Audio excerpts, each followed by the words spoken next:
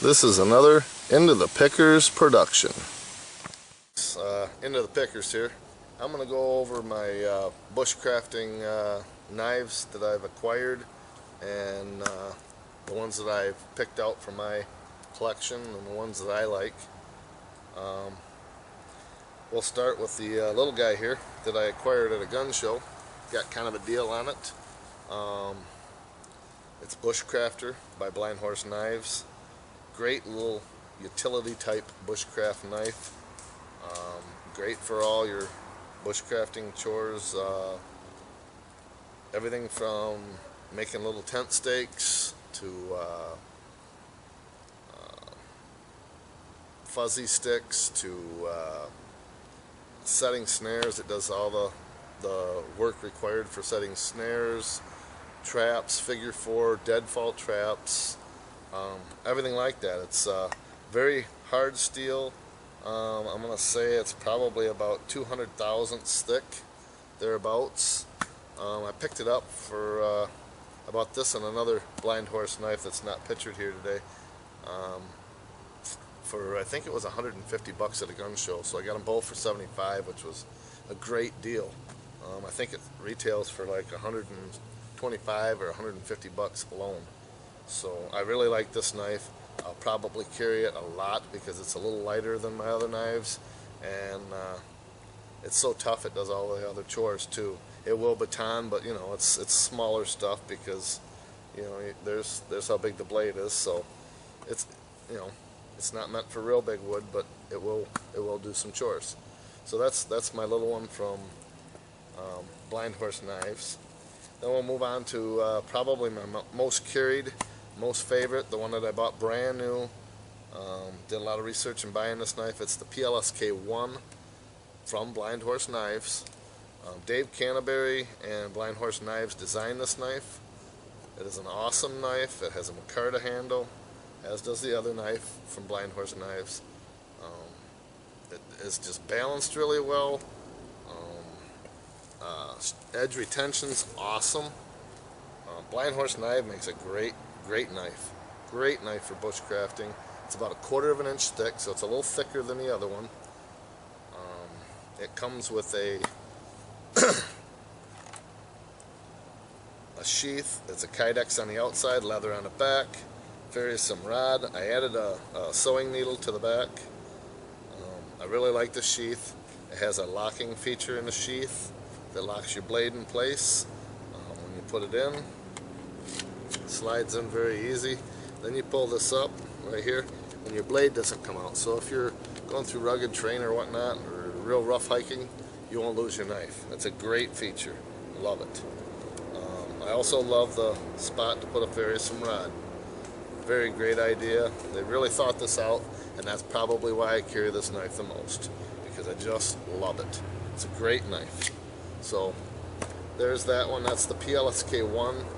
This is the Bushcrafter. They're both by Blind Horse Knives. Now I'll get into the larger knife that I really like, and that's my Cold Steel Trailblazer with a stag handle. I put not Dykem bluing, but Birchwood Casey bluing on the blade to dull it down, and also because it's a high carbon steel, likes to rust. The bluing seem to stop that, so that's a good tip for you if you have a high carbon steel blade that's rusting a lot on you during use. Get some of that Birchwood Casey bluing, or any type of bluing that you can do at home. Heat your blade up and blue it. You don't have to heat it real hot, just with a hairdryer, just or whatnot. Put it in the oven at 100 degrees or whatnot, and get it warm, and then put that bluing on there, and that'll keep your blade from rusting so much. Nice little tip. This blade is very powerful. It chops like a madman. You can chop with this thing. I've chopped down small maple trees with this thing. It's just an awesome blade. This is a piece of oak, and it just destroys it. So tough knife, tough blade. You can baton with this thing. It's awesome at batoning. It's just a great knife. The steel is high carbon. It holds an edge very, very well. I've had this knife for a long time, and for a long time it was my only bushcraft knife. It was a little heavy, but man, it doesn't hesitate to chop down a small sapling with one swipe. It's a great knife. And it came with a leather sheath, and I added a ferrocym rod, and I stretched a piece of bike inner tube over the sheath, and then I got this small knife from a gun show out of like a grab box. It was in a beer carton with a bunch of other blades, and I got this for $5 at the gun show, and it's a great little addition to the cold steel knife. And so I have a large and a small knife all in one carry, so I can do my small more bushcrafting needs with this, your little crafty needs, and I can do my large chopping skills with the giant here. So it gives me the best of both worlds with this, kind of like an axe and a knife. And also great, if you think about it, that's a long blade right there. I don't know how long it is. It's probably 10 inches. That's good bear defense if you had to use it, God forbid, but trust me, I'd try it, I'd use it. If you have to stand down a black bear, I'd want this on my side right here. Great knife. Now I'm going to move on to what might be a little more unconventional of a knife. Some people will say it's not a knife, but I can use it as a knife. If you choke up on it, you can use this as a knife. Yeah, I could gut a deer with this. I know I could. You just have to choke up. The Inuits used a blade design similar to an axe head, and they still do to this day. So there you go. That's a lot like an Inuit knife right there on that blade design. Chopping skills, it's got mad chopping skills. You can't do better than Grand Forest Brook small forest axe. You can choke up and it's a hatchet. You can bring it back and you got a small axe for falling small trees.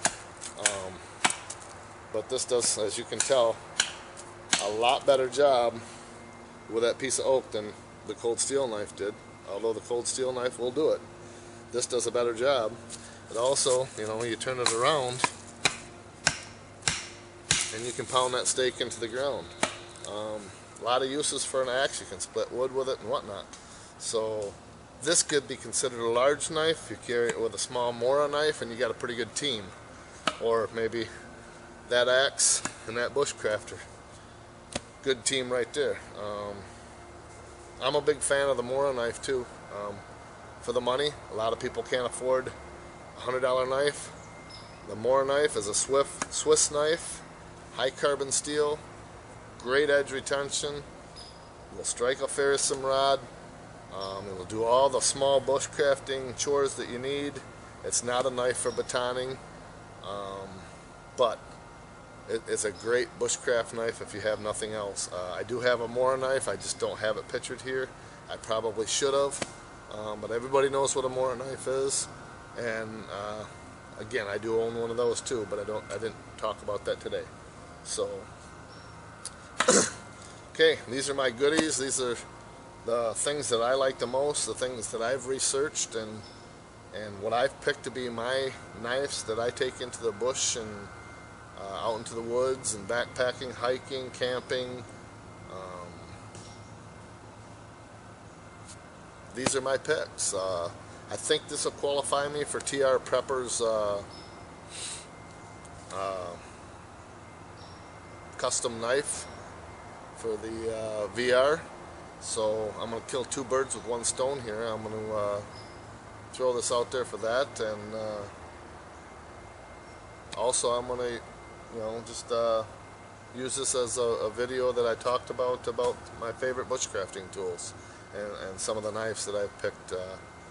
I'm just rambling on now, so thanks for watching. Please comment, please subscribe if you like the stuff that I'm showing you. And again, you know, I don't go any place with this. This is always in my pack. I did a video on this. You all know what that can do. Awesome little tool. This end of the pickers. May all your campfires be good ones.